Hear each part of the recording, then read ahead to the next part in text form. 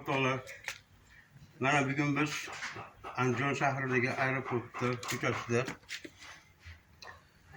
qozon o'choqlarida choyxona, Fayz choyxonasini o'choqlarini boshladik.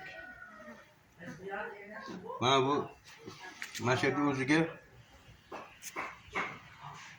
17 qozon tushyapti mana. Bu yerda 9 ta 16 talik qozon. Mana har bitta qozon alohida o't yonib, yuchkalar o'rta o'rnashib ketadi.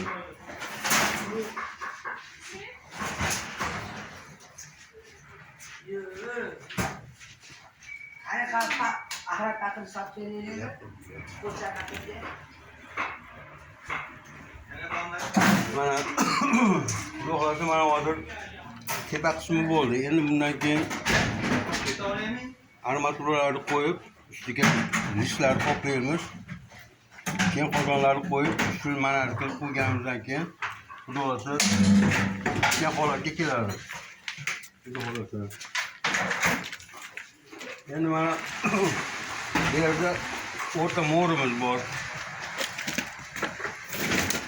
O'rta mo'rimizdan ikki tomonda ventilyator bo'ladi. Havoni haydab beradi, yordamchi havo bo'ladi. Ikki tomonga chiqib, o'rtadan mo'ri ikki tomondan havoni haydab, tepada 4 ta mo'ri bo'ladi. Azbuslik. Ashunga yordamchi tariqasida qo'yapti. Xudo xolasa mana bitganida xudo xolasa ko'rasizlar. Mana hozir bu tomondagi mana katta qozonlarimiz. Katta qozonlar mana o'rnatishni boshladik. Xudo xolasa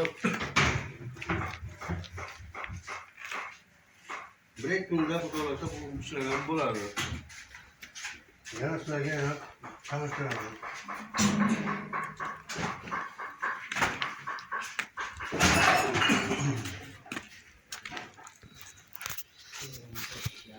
Hozir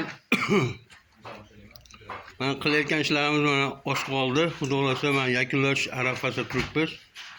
Bu tepa qismini manatlarni qo'yib olganimizdan keyin o'rtadan pirulaga ketadi. O'rtasi mo'ri bo'ladi. Ularni ko'tarib olganimizdan keyin bu yoqqa o'zi pilkaga tushamiz. Hali bu jarayonni ham xudo xolasa sizlarga ko'rsatamiz. Mana ventilyatorlari joylari.